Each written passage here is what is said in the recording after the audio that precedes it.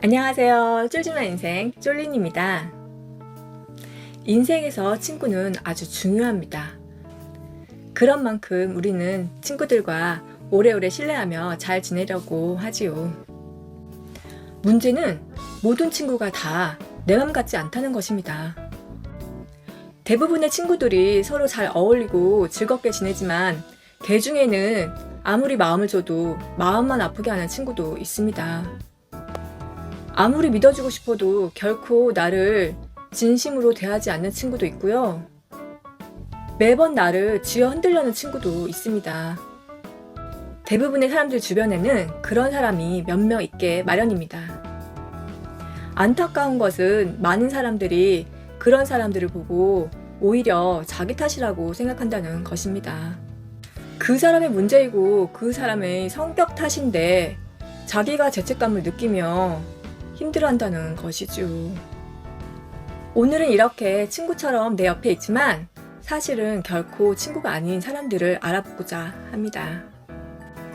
차라리 친구가 아니라고 생각하는 게 훨씬 편한 가짜 친구의 4가지 유형을 소개해 보도록 하겠습니다. 1번, 언제부터인가 알게 모르게 나를 경계하고 헐뜯는 친구.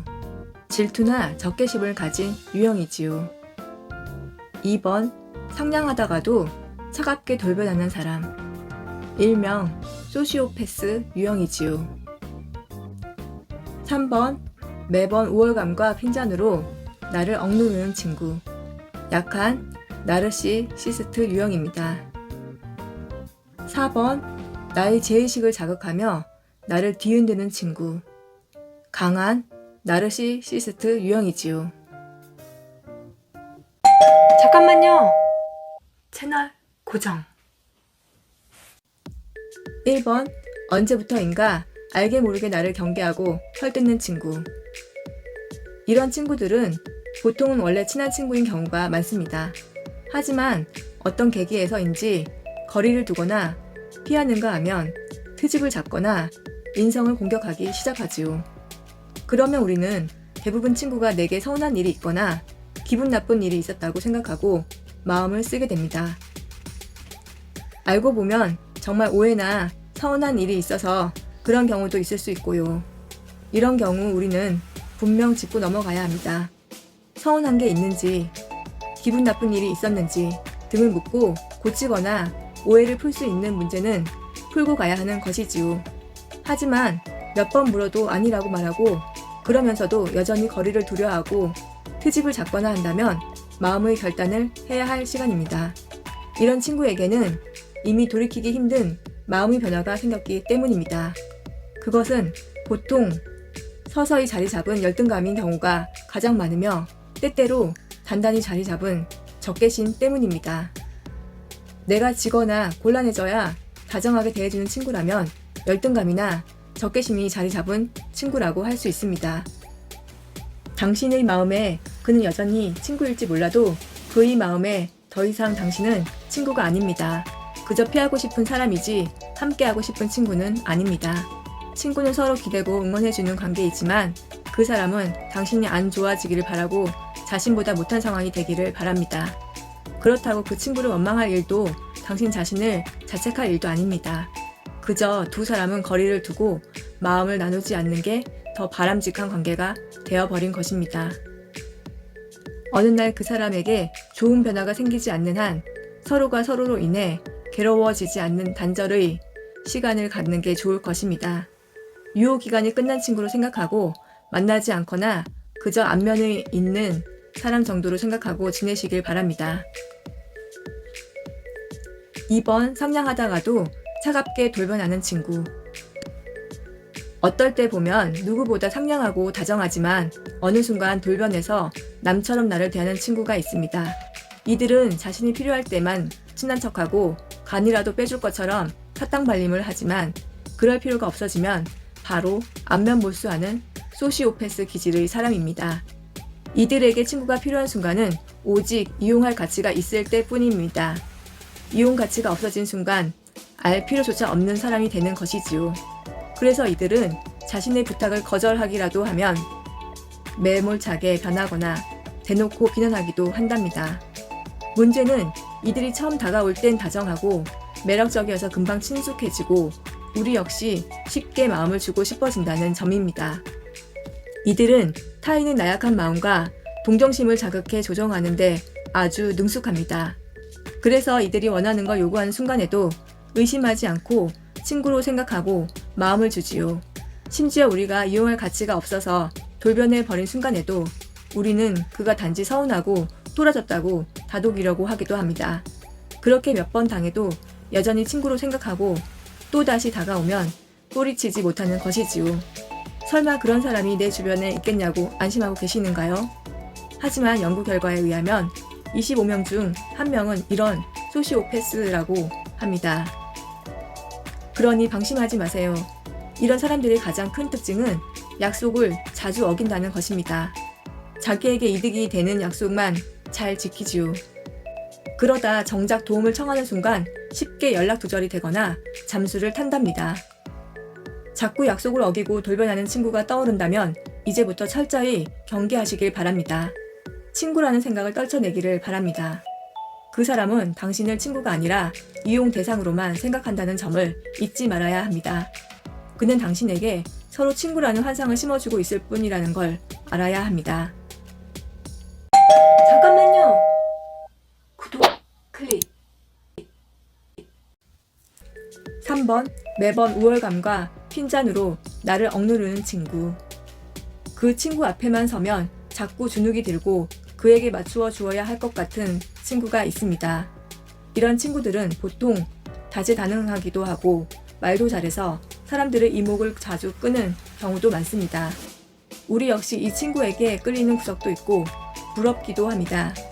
문제는 이런 친구들이 매번 나의 잘못을 지적하고 나를 자꾸 열등한 감정에 몰아넣는다는 점입니다. 그래서 함께 있으면 주눅이 들고 내가 못나 보이는 것이지요. 함께 있는 순간도 기쁘지 않고 만나면 만날수록 내 자신이 위축되곤 하는 것입니다. 자꾸 열등한 감정이 들어 피하고 싶어도 자신이 원할 때면 언제든지 찾아와 말을 건넵니다. 가끔 챙겨주기도 하지요. 그러니 그저 좀 잘난 친구려니 하고 참고 넘어가지요. 하지만 분명히 알아야 합니다. 그렇게 우월감을 드러내는 친구는 당신을 깔고 뭉개는 재미로 당신을 만나는 것입니다. 자기애가 강하다는 점에서 나르시시스트 경향을 가진 사람이기도 하고요. 이들은 당신을 대등한 친구로 보는 게 아니라 그저 자신의 잘남을 드러나게 해줄 비교 대상으로 필요한 것일 뿐입니다. 당신의 자존심을 빨아먹으며 자신의 우월함을 충족시키려는 감정의 드라큘라일 뿐입니다. 당신은 당신의 존재를 희생시키면서까지 그와의 재미도 없고 의미도 없는 관계를 질질 끌고 가고 있을 뿐입니다. 주변에 이런 드라큘라 같은 친구가 있다면 일단 멈춤을 해야 한다고 자신을 다잡아야 합니다. 그가 설령 드라큘라 같은 존재가 아니더라도 당신이 자꾸 작아지고 열등감을 느껴야 하는 관계라면 일단 멈추어야 합니다. 적어도 당분간은 그와 친구로 같이 할 수 없는 시간임을 인정해야 합니다. 당신에게 가장 필요한 것은 당신을 지지해줄 친구이지 그렇게 갉아먹는 친구가 아니라는 걸 명심하고 거리를 두어야 합니다. 4번, 나의 죄의식을 자극하며 나를 뒤흔드는 친구. 드라큘라같이 자신의 우월감을 즐기면서도 상대의 약점을 마구 헤집어 파서 자신의 이익을 챙기는 친구도 있습니다. 오직 자신만을 사랑하고 자신이 세상의 기준인 것처럼 행동하는 나르시시스트 기질을 가진 친구이지요. 심지어 이들 중에는 힘있고 능력 있는 자가 자기 맘대로 기준을 정하고 휘두르는 게 세상의 이치라고 생각하는 이들도 많습니다. 이들은 상대를 무시하며 대놓고 면박을 줄 뿐만 아니라 교묘하게 상대방의 약점과 죄의식을 공격합니다. 내가 나의 입장을 내세우면 파렴치한으로 몰아세웁니다. 내가 갈등하면 이중인격자라고 비난합니다. 심지어 자신이 약속을 어기고도 상대를 위해서였다고 뒤집어 씌웁니다. 하지만 이들은 강한 매력이나 말빨이 강해서 교묘하게 당하고 끌려가기 십상입니다. 매번 당하면서도 쉽게 빠져나올 수 없는 것이지요. 이런 강한 나르시시스트 역시 빨리 손절해야 할 친구입니다. 되도록 멀리하고 함께하지 말아야 합니다. 하지만 안타깝게도 이런 나르시시스트들이 부모나 직장 상사 중에도 있다는 것입니다. 쉽게 관계를 끊거나 멀리할 수 없는 관계도 종종 존재하는 것이지요. 이럴 경우 여기 쫄지마 인생에서 소개하고 있는 만능 팁, 즉 감정 대화를 적극 사용해서 분명한 선을 그어야 한다고 조언하고 싶습니다.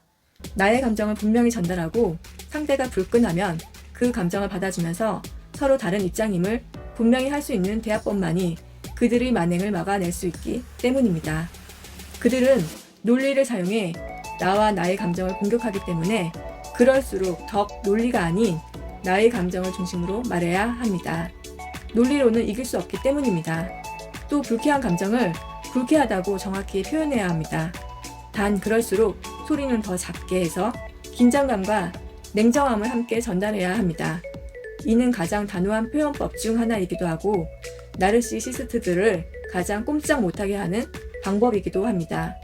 무엇보다 감정 대화의 가장 중요한 원리인 너와 나는 다르다는 것을 분명히 해 절대 그들의 기준으로 나를 흔들지 못하게 해야 합니다. 이런 친구를 손절하기 앞서 감정 대화를 사용해 나의 불편한 감정을 명확히 전달해 마지막 기회를 줄 수도 있습니다. 그 결과 스스로 고칠 수 있다면 관계를 이어가고 그렇지 못하다면 단절을 택해야 하는 것입니다. 이상으로 차라리 친구로 생각하지 않는 편이 나은 손절해야 하는 친구에 대해서 알아보았습니다. 이런 친구 때문에 아파하기보다 친구의 길 포기하라고 권해드리는 유형이죠. 제 경험과 주변에 상처받은 분들의 경험, 그리고 책과 함께 정리해본 것이니 적극 참고하시길 바랍니다. 그럼 오늘도 당당한 당신, 언제나 꽃길만 걸으세요.